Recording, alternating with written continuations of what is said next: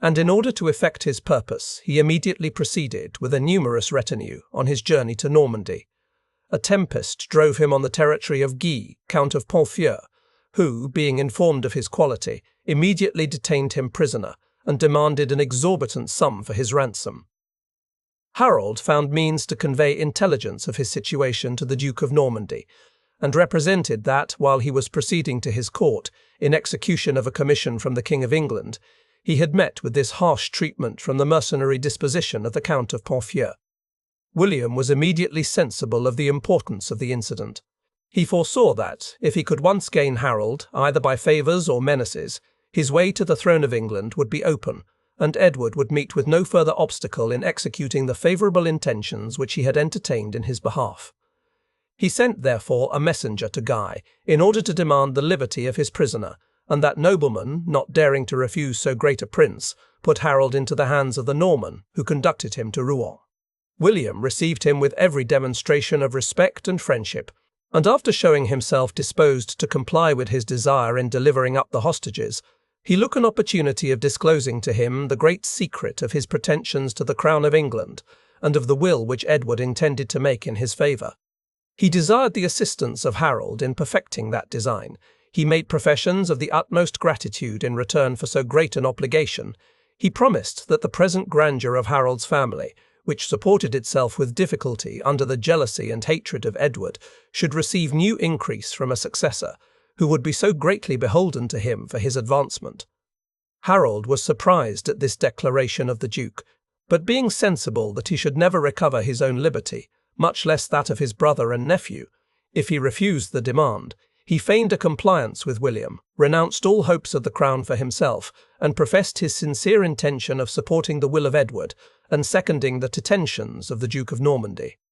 William, to bind him faster to his interests, besides offering him one of his daughters in marriage, required him to take an oath that he would fulfil his promises, and in order to render the oath more obligatory, he employed an artifice well suited to the ignorance and superstition of the age. He secretly conveyed under the altar, on which Harold agreed to swear, the relics of some of the most revered martyrs, and when Harold had taken the oath, he showed him the relics, and admonished him to observe religiously an engagement which had been ratified by so tremendous a sanction. The English nobleman was astonished, but dissembling his concern, he renewed the same professions, and was dismissed with all the marks of mutual confidence by the Duke of Normandy. When Harold found himself at liberty, his ambition suggested casuistry sufficient to justify to him the violation of an oath, which had been extorted from him by fear, and which, if fulfilled, might be attended with the subjection of his native country to a foreign power.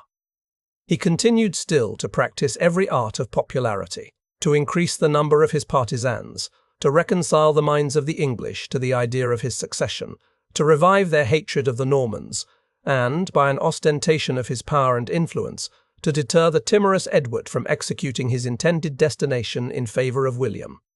Fortune, about this time, threw two incidents in his way, by which he was enabled to acquire general favour and to increase the character, which he had already attained, of virtue and abilities. The Welsh, though a less formidable enemy than the Danes, had long been accustomed to infest the western borders, and after committing spoil on the Low Countries, they usually made a hasty retreat into their mountains, where they were sheltered from the pursuit of their enemies, and were ready to seize the first favourable opportunity of renewing their depredations. Griffith, the reigning prince, had greatly distinguished himself in those incursions, and his name had become so terrible to the English that Harold found he could do nothing more acceptable to the public and more honourable for himself than the suppressing of so dangerous an enemy. He formed the plan of an expedition against Wales, and having prepared some light-armed foot to pursue the natives in their fastnesses, some cavalry to scour the open country, and a squadron of ships to attack the sea-coast, he employed at once all these forces against the Welsh, prosecuted his advantages with vigour, made no intermission in his assaults, and at last reduced the enemy to such distress that, in order to prevent their total destruction, they made a sacrifice of their prince, whose head they cut off and sent to Harold, and they were content to receive as their sovereigns 2 Welsh noblemen appointed by Edward to rule over them. The other incident was no less honourable to Harold. Tosti, brother of this nobleman, who had been created Duke of Northumberland, being of a violent, tyrannical temper, had acted with such cruelty and injustice that the inhabitants rose in rebellion and chased him from his government. Morcar and Edwin, two brothers who possessed great power in those parts and who were grandsons of the great Duke Leofric, concurred in the insurrection, and the former, being elected duke, advanced with an army to oppose Harold, who was commissioned by the king to reduce and chastise the Northumbrians. Before the armies came to action, Morcar, well acquainted with the generous disposition of the English commander, endeavoured to justify his own conduct. He represented to Harold that Tosti had behaved in a manner unworthy of the station to which he was advanced, and no one, not even a brother, could support such tyranny without participating in some degree of the infamy attending it, that the Northumbrians, accustomed to a legal administration and regarding it as their birthright, were willing to submit to the king, but required a governor who would pay regard to their rights and privileges, that they had been taught by their ancestors that death was preferable to servitude, and had taken the field determined to perish, rather than suffer a renewal of those indignities to which they had so long been exposed, and they trusted that Harold, on reflection, would not defend in another that violent conduct from which he himself in his own government had always kept at so great a distance. Thus vigorous remonstrance was accompanied with such a detail of facts, so well supported, that Harold found it prudent to abandon his brother's cause, and returning to Edward, he persuaded him to pardon the Northumbrians and to confirm Morcar in the government. He even married the sister of that nobleman, and by his interest procured Edwin, the younger brother, to be elected into the government of Mercia. Tosti in a rage departed the kingdom and took shelter in Flanders with Earl Baldwin, his father-in-law. By this marriage, Harold broke all measures with the Duke of Normandy, and William clearly perceived that he could no longer rely on the oaths and promises which he had extorted from him.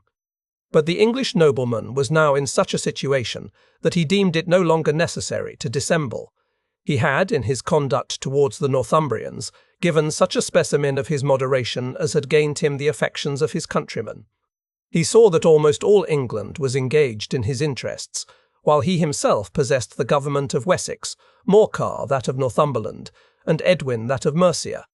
He now openly aspired to the succession, and insisted that since it was necessary, by the confession of all, to set aside the royal family, on account of the imbecility of Edgar, the sole surviving heir, there was no one so capable of filling the throne, as a nobleman of great power, of mature age, of long experience, of approved courage and abilities, who, being a native of the kingdom, would effectually secure it against the dominion and tyranny of foreigners. Edward, broken with age and infirmities, saw the difficulties too great for him to encounter, and though his inveterate prepossessions kept him from seconding the pretensions of Harold, he took but feeble and irresolute steps for securing the succession to the Duke of Normandy. 6. While he continued in this uncertainty, he was surprised by sickness, which brought him to his grave on the 5th of January, 1066, in the 65th year of his age and 25th of his reign. This prince, to whom the monks gave the title of Saint and Confessor, was the last of the Saxon line that ruled in England. Though his reign was peaceable and fortunate, he owed his prosperity less to his own abilities than to the conjunctures of the times. The Danes, employed in other enterprises, attempted not those incursions which had been so troublesome to all his predecessors and fatal to some of them. The facility of his disposition made him acquiesce under the government of Godwin and his son Harold, and the abilities, as well as the power of these noblemen, enabled them, while they were entrusted with authority, to preserve domestic peace and tranquillity. The most commendable circumstance of Edward's government was his attention to the administration of justice, and his compiling, for that purpose, a body of laws which he collected from the laws of Ethelbert, Ina, and Alfred. This compilation, though now lost, for the laws that pass under Edward's name were composed afterwards, was long the object of affection to the English nation. Edward the Confessor was the first that touched for the king's evil. The opinion of his sanctity procured belief to this cure among the people. His successors regarded it as a part of their state and grandeur to uphold the same opinion. It has been continued down to our time, and the practice was first dropped by the present royal family, who observed that it could no longer give amazement even to the populace, and was attended with ridicule in the eyes of all men of understanding. Harold. 1066. Harold had so well prepared matters before the death of Edward that he immediately stepped into the vacant throne, and his accession was attended with as little opposition and disturbance as if he had succeeded by the most undoubted hereditary title. The citizens of London were his zealous partisans, the bishops and clergy had adopted his cause, and all the powerful nobility, connected with him by alliance or friendship, willingly seconded his pretensions. The title of Edgar Atheling was scarcely mentioned, much less the claim of the Duke of Normandy, and Harold, assembling his partisans, received the crown from their hands, without waiting for the free deliberation of the states, or regularly submitting the question to their determination. If any were averse to this measure, they were obliged to conceal their sentiments, and the new prince, taking a general silence for consent, and founding his title on the supposed suffrages of the people, which appeared unanimous, was, on the day immediately succeeding Edward's death, crowned and anointed king by Aldred, Archbishop of York. The whole nation seemed joyfully to acquiesce in his elevation. The first symptoms of danger which the king discovered came from abroad, and from his own brother, Tosti, who had submitted to a voluntary banishment in Flanders. Enraged at the successful ambition of Harold, to which he himself had fallen a victim, he filled the court of Baldwin with complaints of the injustice which he had suffered. He engaged the interest of that family against his brother. He endeavoured to form intrigues with some of the discontented nobles in England. He sent his emissaries to Norway in order to rouse to arms the freebooters of that kingdom and to excite their hopes of reaping advantage from the unsettled state of affairs on the usurpation of the new king. And, that he might render the combination more formidable, he made a journey to Normandy, in expectation that the Duke, who had married Matilda, another daughter of Baldwin, would, in revenge of his own wrongs, as well as those of Tosti, second, by his counsels and forces, the projected invasion of England. The Duke of Normandy, when he first received intelligence of Harold's intrigues and accessions, had been moved to the highest pitch of indignation. But that he might give the better colour to his pretensions, he sent an embassy to England, upbraiding that prince with his breach of faith, and summoning him to resign, immediately, possession of the kingdom. Harold replied to the Norman ambassadors that the oath with which he was reproached had been extorted by the well-grounded fear of violence, and could never, for that reason, be regarded as obligatory, that he had had no commission, either from the late king or the States of England, who alone could dispose of the crown, to make any tender of the succession to the Duke of Normandy, and if he, a private person, had assumed so much authority, and had even voluntarily sworn to support the Duke's pretensions, the oath was unlawful, and it was his duty to seize the first opportunity of breaking it, that he had obtained the crown by the unanimous suffrages of the people, and should prove himself totally unworthy of their favour, did he not strenuously maintain those national liberties with whose protection they had entrusted him,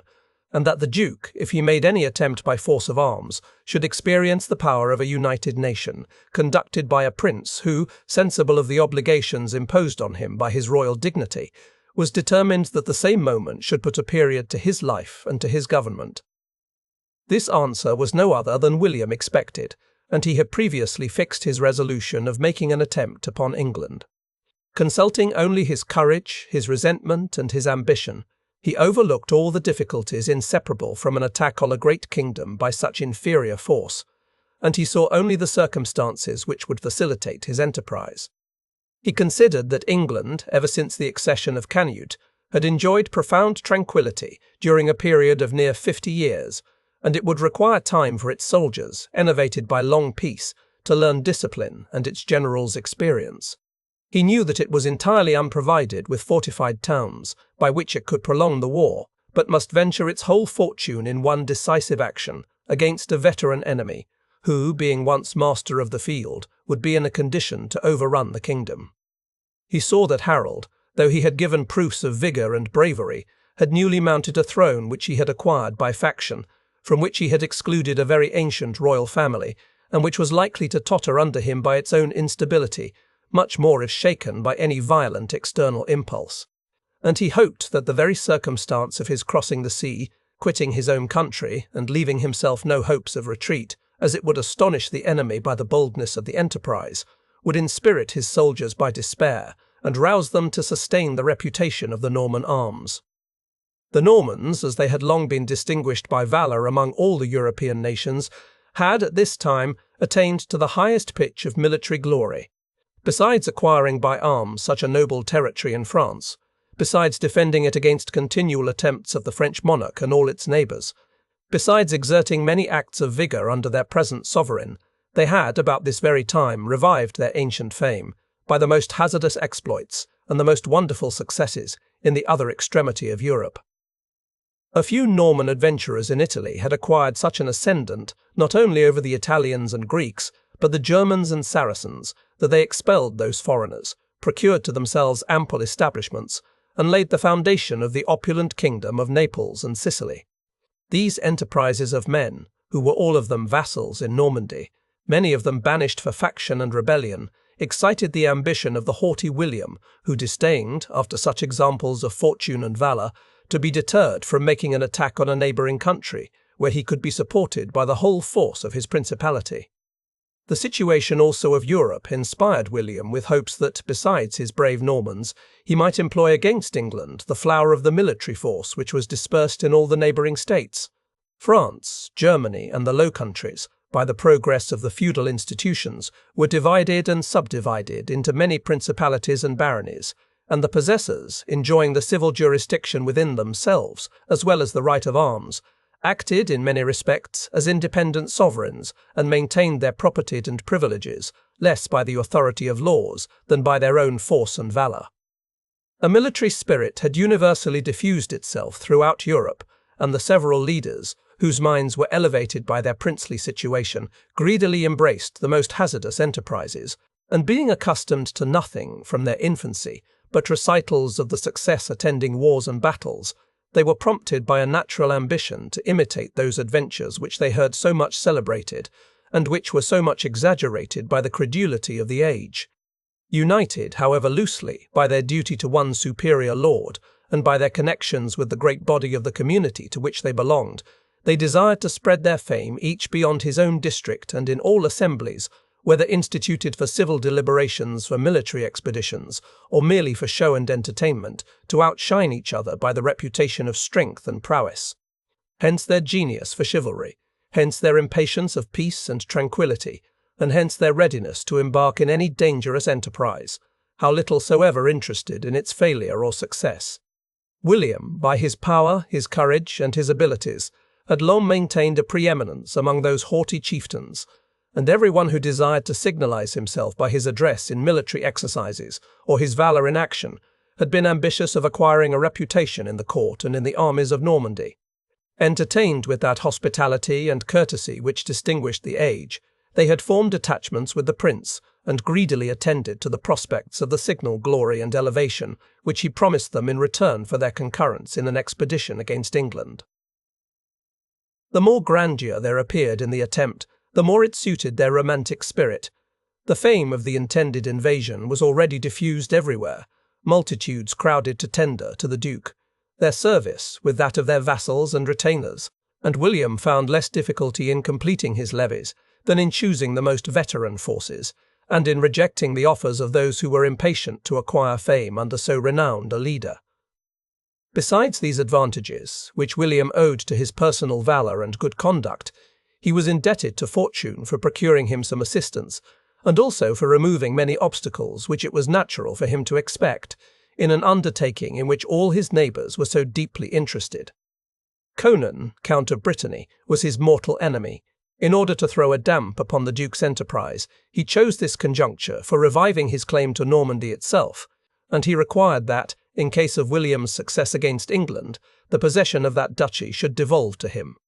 But Conan died suddenly after making this demand, and Hoel, his successor, instead of adopting the malignity, or, more properly speaking, the prudence of his predecessor, zealously seconded the Duke's views, and sent his eldest son, Alain Fergan, to serve under him with a body of 5,000 Bretons.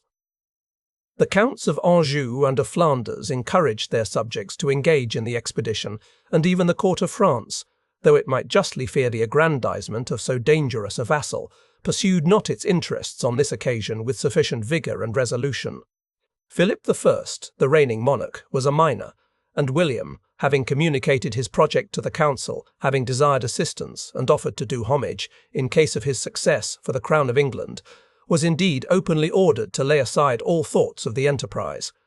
But the Earl of Flanders, his father-in-law, being at the head of the regency, favoured underhand his levies, and secretly encouraged the adventurous nobility to enlist under the standard of the Duke of Normandy.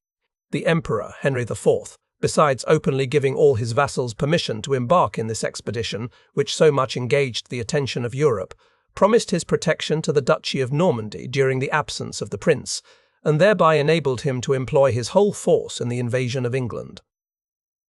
But the most important ally that William gained by his negotiations was the Pope, who had a mighty influence over the ancient barons, no less devout in their religious principles than valorous in their military enterprises. The Roman pontiff, after an insensible progress during several ages of darkness and ignorance, began now to lift his head openly above all the princes of Europe, to assume the office of a mediator or even an arbiter in the quarrels of the greatest monarchs, to interpose in all secular affairs, and lo, obtrude his dictates as sovereign laws on his obsequious disciples. It was a sufficient motive to Alexander II, the reigning pope, for embracing William's quarrel, that he alone had made an appeal to his tribunal and rendered him umpire of the dispute between him and Harold. But there were other advantages which that pontiff foresaw must result from the conquest of England by the Norman arms. That kingdom, though at first converted by Romish missionaries, though it had afterwards advanced some farther steps towards subjection to Rome, maintained still a considerable independence in its ecclesiastical administration, and forming a world within itself, entirely separated from the rest of Europe, it had hitherto proved inaccessible to those exorbitant claims which supported the grandeur of the papacy. Alexander therefore hoped that the French and Norman barons, if successful in their enterprise, might import into that country a more devoted reverence to the Holy See, and bring the English churches to a nearer conformity with those of the continent. He declared immediately in favour of William's claim, pronounced Harold a perjured usurper, denounced excommunication against him and his adherents, and the more to encourage the Duke of Normandy in his enterprise, he sent him a consecrated banner and a ring with one of St. Peter's hairs in it. Thus were all the ambition and violence of that invasion covered over safely with the broad mantle of religion. The greatest difficulty which William had to encounter in his preparations arose from his own subjects in Normandy. The states of the duchy were assembled at Lisbon, and supplies being demanded for the intended enterprise, which promised so much glory and advantage to their country, there appeared a reluctance in many members both to grant sums so much beyond the common measure of taxes in that age, and to set a precedent of performing their military service at a distance from their own country. The Duke, finding it dangerous to solicit them in a body, conferred separately with the richest individuals in the province, and beginning with those on whose affections he most relied, he gradually engaged all of them to advance the sums demanded. The Count of Longueville seconded him in this negotiation, as did the Count of Mortagne, Odo, Bishop of Bayeux, and especially William Fitzosborne, Count of Breteuil and Constable of the Duchy. Every person, when he himself was once engaged, endeavoured to bring over others, and at last the states themselves, after stipulating that this concession should be no precedent, voted that they would assist their prince to the utmost in his intended enterprise. William had now assembled a fleet of 3,000 vessels, great and small, and had selected an army of 60,000 men from among those numerous supplies, which from every quarter solicited to be received into his service. The camp bore a splendid, yet a martial appearance, from the discipline of the men, the beauty and vigour of the horses, the lustre of the arms, and the accoutrements of both, but above all from the high names of nobility who engaged under the banners of the Duke of Normandy. The most celebrated were Eustace, Count of Boulogne, Aimeri de Thouars, Hugh d'Estaplin, William d'Evreux, Geoffrey de Hauteur, Roger de Beaumont, William de Warenne, Roger de Montgomery, Hugh de Grandmesnil, Charles Martel, and Geoffrey Giffard. To these bold chieftains, William held up the spoils of England as the prize of their valour, and pointing to the opposite shore, called to them that there was the field, on which they must erect trophies to their name and fix their establishments. While he was making these mighty preparations, the Duke, that he might increase the number of Harold's enemies, excited the inveterate rancour of Tosti, and encouraged him, in concert with Harold Hafager, King of Norway, to infest the coasts of England. Tosti, having collected about 60 vessels in the ports of Flanders, put to sea, and after committing some depredations on the south and east coasts, he sailed to Northumberland and was there joined by Hafager, who came over with a great armament of 300 sail. The combined fleets entered the Humber and disembarked the troops, who began to extend their depredations on all sides, when Morcar, Earl of Northumberland, and Edwin, Earl of Mercia, the king's brother-in-law, having hastily collected some forces, ventured to give them battle. The action ended in the defeat and flight of these two noblemen. Harold, informed of this defeat, hastened with an army to the protection of his people, and expressed the utmost ardour to show himself worthy of the crown, which had been conferred upon him. This prince, though he was not sensible of the full extent of his danger, from the great combination against him, had employed every art of popularity to acquire the affections of the public, and he gave so many proofs of an equitable and prudent administration that the English found no reason to repent the choice which they had made of a sovereign. They flocked from all quarters to join his standard, and as soon as he reached the enemy at Standford, he found himself in condition to give them battle. The action was bloody, but the victory was decisive on the side of Harold, and ended in the total rout of the Norwegians, together with the death of Tosti and Halfaga. Even the Norwegian fleet fell into the hands of Harold, who had the generosity to give Prince Olave, the son of Hafaga, his liberty, and allow him to depart with 20 vessels. But he had scarcely time to rejoice for this victory when he received intelligence that the Duke of Normandy was landed with a great army in the south of England. The Norman fleet and army had been assembled early in the summer at the mouth of the small river Dive, and all the troops had been instantly embarked, but the winds proved long contrary and detained them in that harbour. The authority, however, of the Duke, the good discipline maintained among the seamen and soldiers, and the great care in supplying them with provisions, had prevented any disorder, when at last the wind became favourable and enabled them to sail along the coast till they reached St. Valory. There were, however, several vessels lost in this short passage,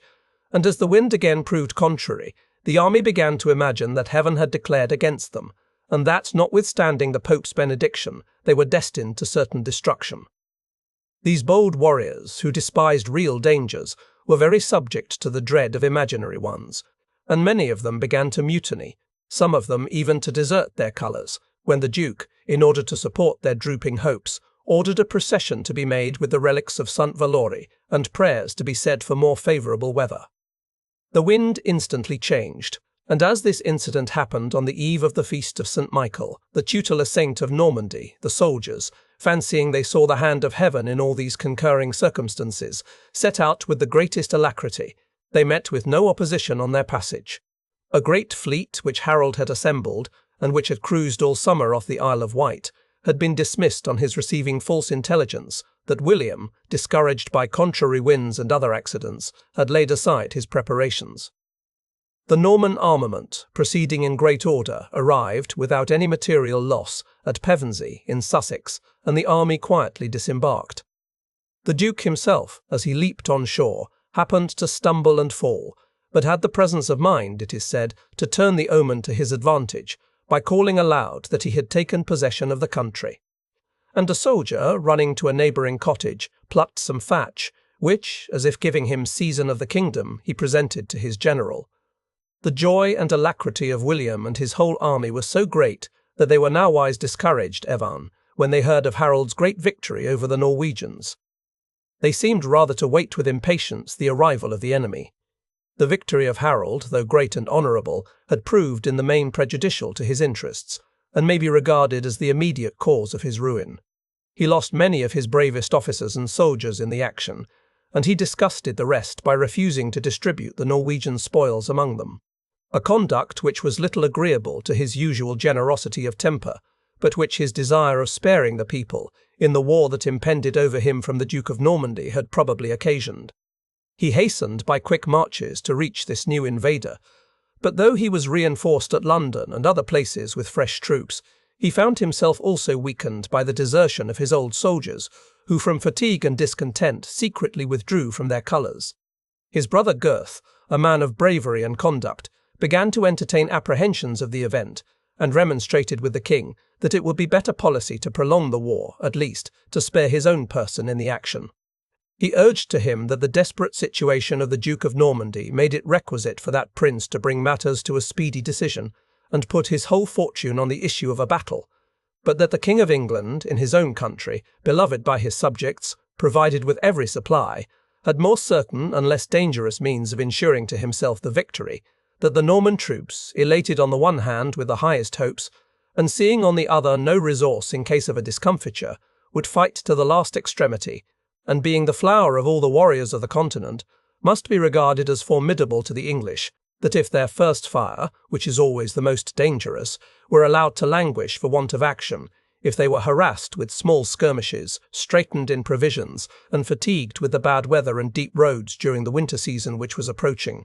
they must fall an easy and a bloodless prey to their enemy, that if a general action were delayed, the English, sensible of the imminent danger to which their properties, as well as liberties, were exposed from those rapacious invaders, would hasten from all quarters to his assistance, and would render his army invincible. That, at least, if he thought it necessary to hazard a battle, he ought not to expose his own person out reserve, in case of disastrous accidents, some resource to the liberty and independence of the kingdom, and that having once been so unfortunate as to be constrained to swear, and that upon the holy relics, to support the pretensions of the Duke of Normandy, it were better that the command of the army should be entrusted to another, who, not being bound by those sacred ties, might give the soldiers more assured hopes of a prosperous issue to the combat. Harold was deaf to all these remonstrances. Elated with his past prosperity, as well as stimulated by his native courage, he resolved to give battle in person, and for that purpose he drew near to the Normans, who had removed their camp and fleet to Hastings, where they fixed their quarters. He was so confident of success that he sent a message to the Duke, promising him a sum of money if he would depart the kingdom without effusion of blood, but his offer was rejected with disdain. And William, not to be behind with his enemy in vaunting, sent him a message by some monks, requiring him either to resign the kingdom, or to hold it of him in fealty, or to submit their cause to the arbitration of the Pope, or to fight him in single combat. Harold replied that the god of battles would soon be the arbiter of all their differences. The English and Normans now prepared themselves for this important decision, but the aspect of things, on the night before the battle, was very different in the two camps. The English spent the time in riot and jollity and disorder, the Normans in silence and in prayer, and in the other functions of their religion. On the morning, the Duke called together the most considerable of his commanders, and made them a speech suitable to the occasion. He represented to them that the event which they and he had long wished for was approaching. The whole fortune of the war now depended on their swords, and would be decided in a single action, that never army had greater motives for exerting a vigorous courage, whether they considered the prize which would attend their victory, or the inevitable destruction which must ensue upon their discomfiture, that if their martial and veteran bands could once break those raw soldiers, who had rashly dared to approach them, they conquered a kingdom at one blow, and were justly entitled to all its possessions as the reward of their prosperous valour. That, on the contrary, if they remitted in the least their wonted prowess, an enraged enemy hung upon their rear. The sea met them in their retreat, and an ignominious death was the certain punishment of their imprudent cowardice. That by collecting so numerous and brave a host, he had ensured every human means of conquest, and the commander of the enemy, by his criminal conduct, had given him just cause to hope for the favour of the Almighty, in whose hands alone lay the event of wars and battles, and that a perjured usurper, anathematized by the sovereign pontiff, and conscious of his own breach of faith, would be struck with terror on their appearance, and would prognosticate to himself that fate which his multiplied crimes had so justly merited.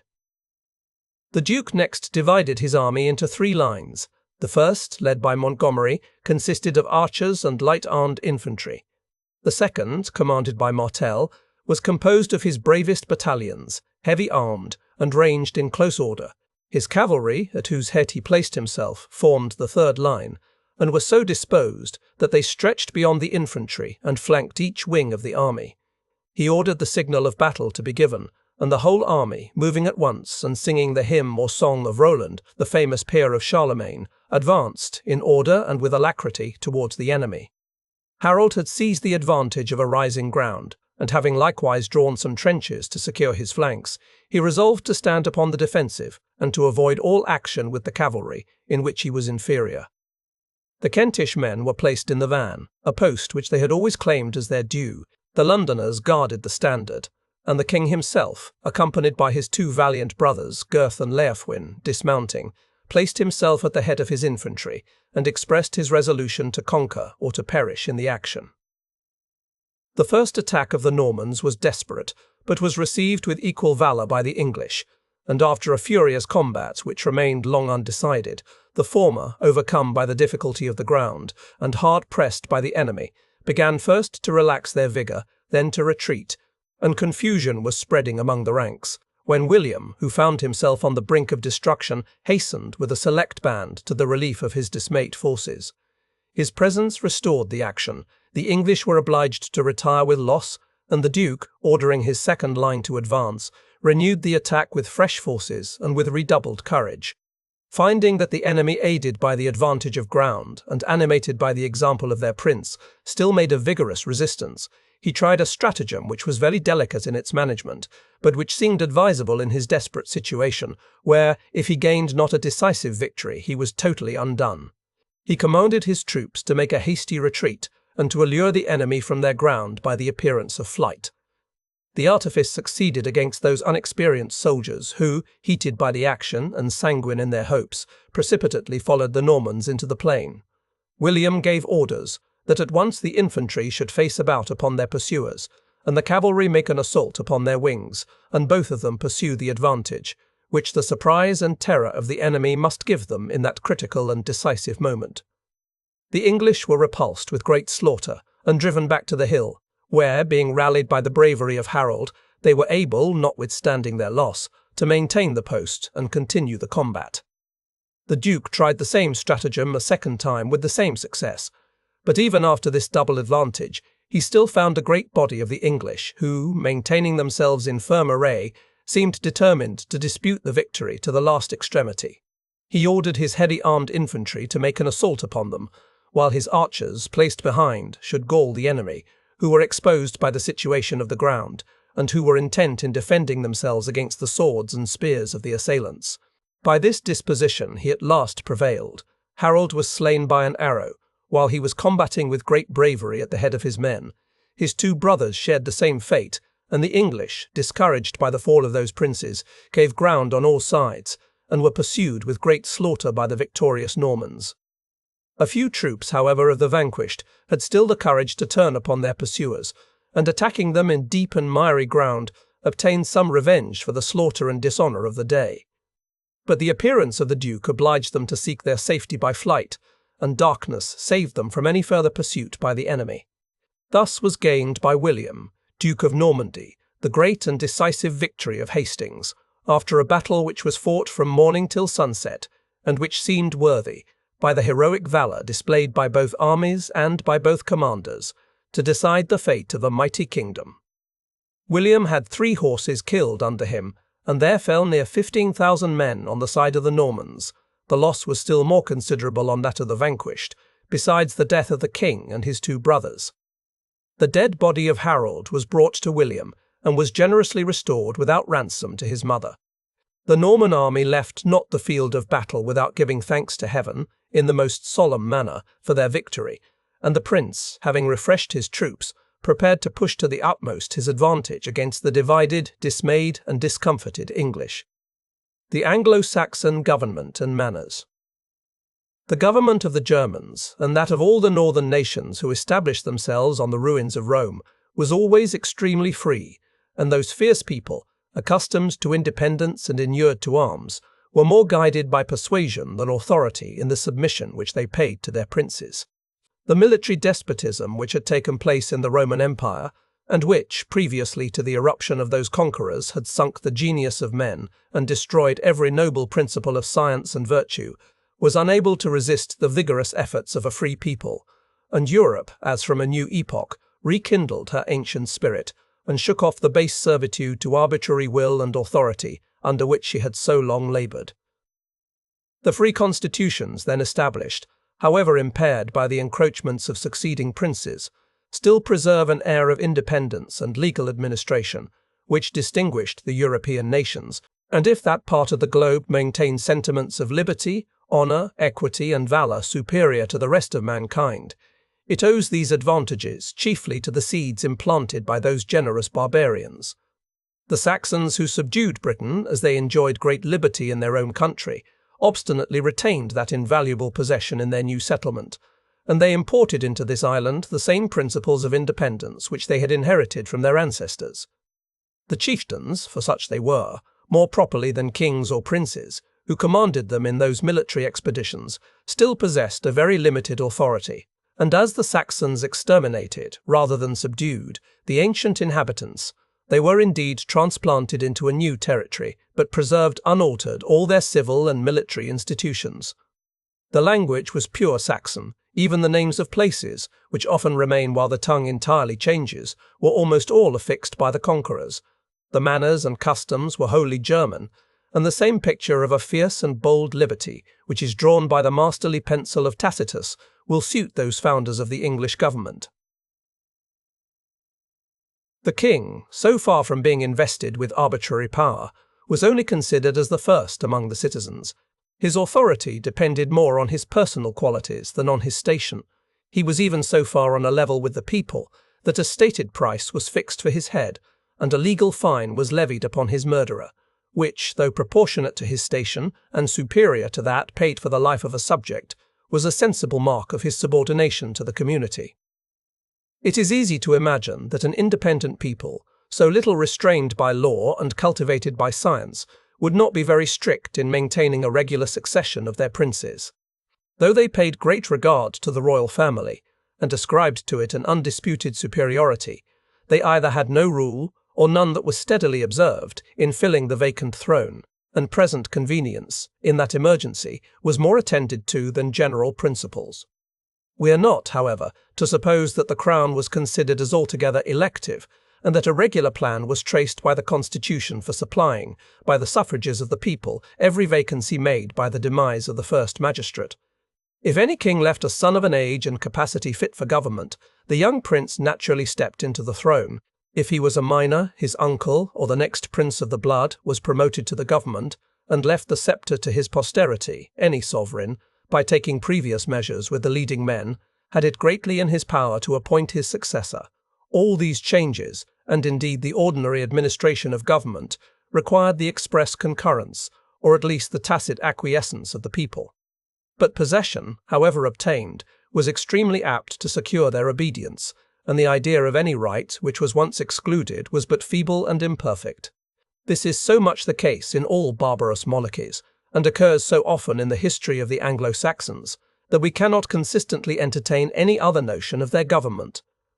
The idea of an hereditary succession in authority is so natural to men, and is so much fortified by the usual rule in transmitting private possessions, that it must retain a great influence on every society, which does not exclude it by the refinements of a republican constitution. But as there is a material difference between government and private possessions, and every man is not as much qualified for exercising the one as for enjoying the other, a people who are not sensible of the general advantages attending a fixed rule are apt to make great leaps in the succession, and frequently to pass over the person who, had he possessed the requisite years and abilities, would have been thought entitled to the sovereignty. Thus these monarchies are not, strictly speaking, either elective or hereditary, and though the destination of a prince may often be followed in appointing his successor, they can as little be regarded as wholly testamentary. The states by their suffrage may sometimes establish a sovereign, but they more frequently recognize the person whom they find established.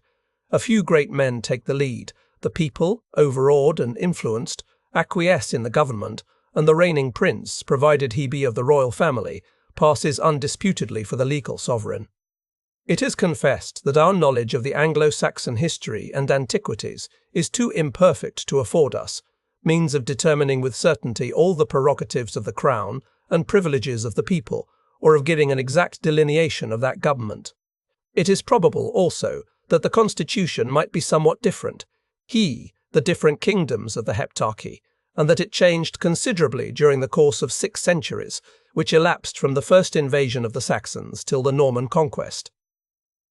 But most of these differences and changes, with their causes and effects, are unknown to us. It only appears that, at all times and in all the kingdoms, there was a national council, called a wittenajmot, or assembly of the wise men, for that is the import of the term, whose consent was requisite for enacting laws and for ratifying the chief acts of public administration. The preambles to all the laws of Ethelbert, Ina, Alfred, Edward the Elder, Athelstan, Edmund, Edgar, Ethelred and Edward the Confessor, even those to the laws of Canute, though a kind of conqueror, put this matter beyond controversy and carry proofs everywhere of a limited and legal government.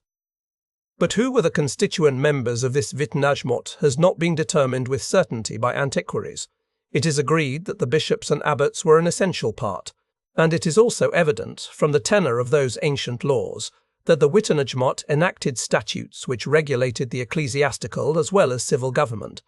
and that those dangerous principles by which the Church is totally severed from the state were hitherto unknown to the Anglo-Saxons.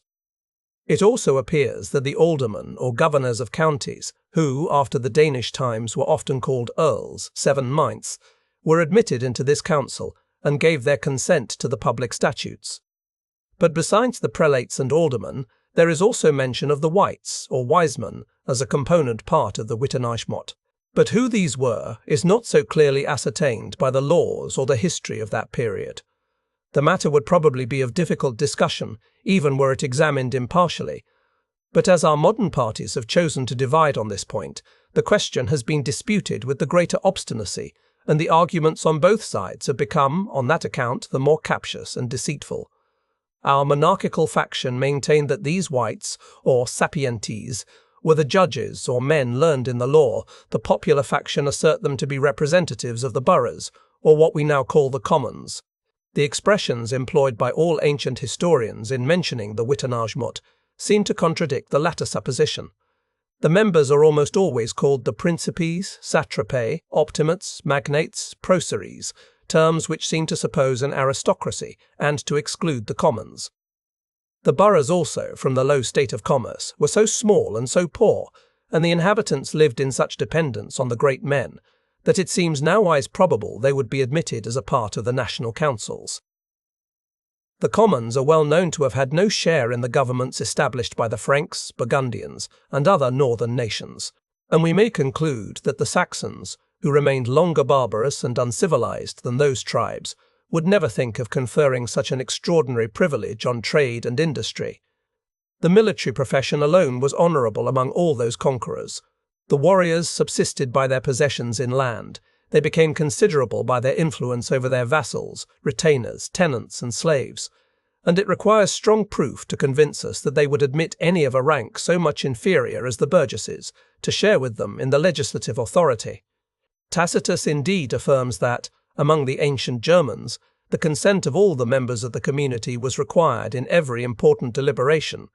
but he speaks not of representatives, and this ancient practice, mentioned by the Roman historian, could only have place in small tribes, where every citizen might without inconvenience be assembled upon any extraordinary emergency. After principalities became extensive, after the difference of property had formed distinctions more important than those which arose from personal strength and valour, we may conclude that the national assemblies must have been more limited in their number, and composed only of the more considerable citizens. But, though we must exclude the burgesses or commons from the Saxon Wittenajmot, there is some necessity for supposing that this assembly consisted of other members than the prelates, abbots, aldermen, and the judges or privy council. For as all these, excepting some of the ecclesiastics, were anciently appointed by the king, had there been no other legislative authority, the royal power had been, in a great measure, absolute, contrary to the tenor of all the historians, and to the practice of all the northern nations. We may therefore conclude that the more considerable proprietors of land were, without any election, constituent members of the National Assembly. There is reason to think that 40 hides, or between 4,000 and 5,000 acres, was the estate requisite for entitling the possessors to this honourable privilege. We find a passage in an ancient author, by which it appears that a person of very noble birth, even one allied to the crown, was not esteemed a princeps, the term usually employed by ancient historians when the Wittenajmot is mentioned, till he had acquired a fortune of that amount. Nor need we imagine that the public council would become disorderly or confused by admitting so great a multitude. The landed property of England was probably in few hands during the Saxon times, at least, during the latter part of that period, and, as men had hardly any ambition to attend those public councils, there was no danger of the assemblies becoming too numerous for the dispatch of the little business which was brought before them. It is certain that, whatever we may determine concerning the constituent members of the Witenagemot, in whom, with the king, the legislature resided, the Anglo-Saxon government in the period preceding the Norman conquest was becoming extremely aristocratical, the royal authority was very limited. The people, even if admitted to that assembly, were of little or no weight and consideration.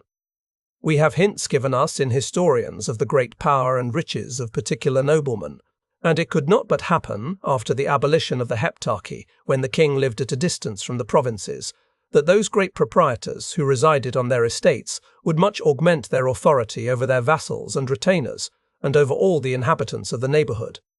Hence the immeasurable power assumed by Harold, Godwin, Leofric, Siward, Morcar, Edwin, Edric, and Alfric, who controlled the authority of the kings, and rendered themselves quite necessary in the government.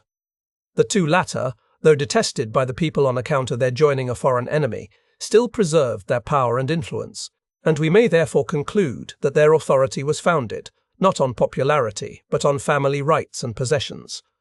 There is one Athelstan, mentioned in the reign of the king of that name, who is called Alderman of all England, and is said to be half-king, though the monarch himself was a prince of valour and abilities. And we find that in the later Saxon times, and in these alone, the great offices went from father to son, and became in a manner hereditary in the families. The circumstances attending the invasions of the Danes would also serve much to increase the power of the principal nobility. Those freebooters made unexpected inroads on all quarters, and there was a necessity that each county should resist them by its own force and under the conduct of its own nobility and its own magistrates. For the same reason that a general war, managed by the united efforts of the whole state, commonly augments the power of the crown, those private wars and inroads turn to the advantage of the aldermen and nobles. Among that military and turbulent people, so averse to commerce and the arts, and so little inured to industry, justice was commonly very ill administered, and great oppression and violence seemed to have prevailed.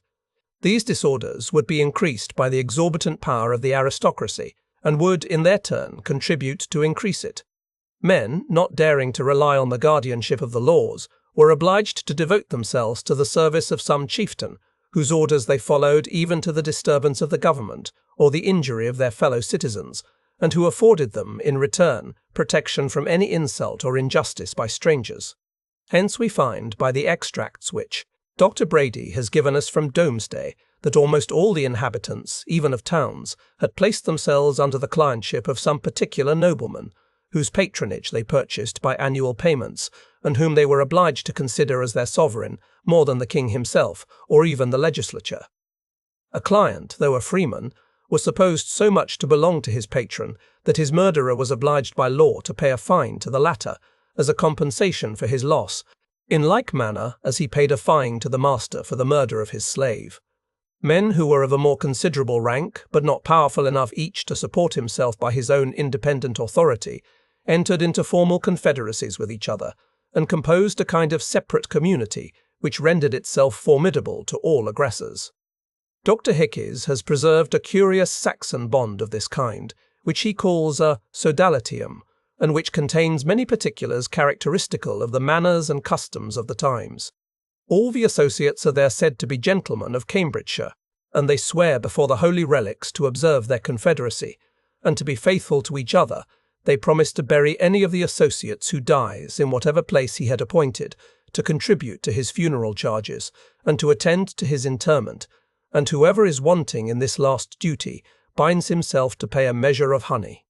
When any of the associates is in danger, and calls for the assistance of his fellows, they promise, besides flying to his succour, to give information to the sheriff, and if he be negligent in protecting the person exposed to danger, they engage to levy a fine of £1 upon him. If the president of the society himself be wanting in this particular, he binds himself to pay £1, unless he has the reasonable excuse of sickness or of duty to his superior. When any of the associates is murdered, they are to exact £8 from the murderer, and if he refuse to pay it, they are to prosecute him for the sum at their joint expense. If any of the associates, who happens to be poor, kill a man, The society are to contribute, by a certain proportion, to pay his fine, a mark apiece, if the fine be 700 shillings, less if the person killed be a clown or ceorl. The half of that sum, again, if he be a Welshman. But where any of the associates kill a man wilfully and without provocation, he must himself pay the fine. If any of the associates kill any of his fellows in a like criminal manner, besides paying the usual fine to the relations of the deceased, he must pay £8 to the society, or renounce the benefit of it, in which case they bind themselves, under the penalty of £1, never to eat or drink with him, except in the presence of the king, bishop, or alderman. There are other regulations to protect themselves and their servants from all injuries, to revenge such as are committed, and to prevent their giving abusive language to each other, and the fine which they engage to pay for this last offence is a measure of honey. It is not to be doubted but a confederacy of this kind must have been a great source of friendship and attachment, when men lived in perpetual danger from enemies, robbers, and oppressors, and received protection chiefly from their personal valour and from the assistance of their friends and patrons. As animosities were then more violent, connections were also more intimate, whether voluntary or derived from blood. The most remote degree of propinquity was regarded, an indelible memory of benefits was preserved, severe vengeance was taken for injuries, both from a point of honour and as the best means of future security, and the civil union being weak, many private engagements were contracted in order to supply its place, and to procure men that safety, which the laws and their own innocence were not alone able to ensure to them. On the whole, notwithstanding the seeming liberty, or rather licentiousness, of the Anglo-Saxons, the great body, even of the free citizens in those ages, really enjoyed much less true liberty than where the execution of the laws is the most severe, and where subjects are reduced to the strictest subordination and dependence on the civil magistrate. The reason is derived from the excess itself of that liberty. Men must guard themselves at any price against insults and injuries, and where they receive not protection from the laws and magistrates, they will seek it by submission to superiors, and by herding in some private confederacy which acts under the direction of a powerful leader. And thus all anarchy is the immediate cause of tyranny, if not over the state, at least over many of the individuals. Security was provided by the Saxon laws to all members of the wittenagement, both in going and returning, except they were notorious thieves and robbers. The German Saxons, as the other nations of that continent, were divided into 3 ranks of men, the noble, the free, and the slaves. This distinction they brought over with them into Britain. The nobles were called thanes, and were of 2 kinds, the king's thanes and lesser thanes. The latter seem to have been dependent on the former, and to have received lands, for which they paid rent, services, or attendance in peace and war. We know of no title which raised anyone to the rank of thane, except noble birth and the possession of land. The former was always much regarded by all the German nations, even in their most barbarous state,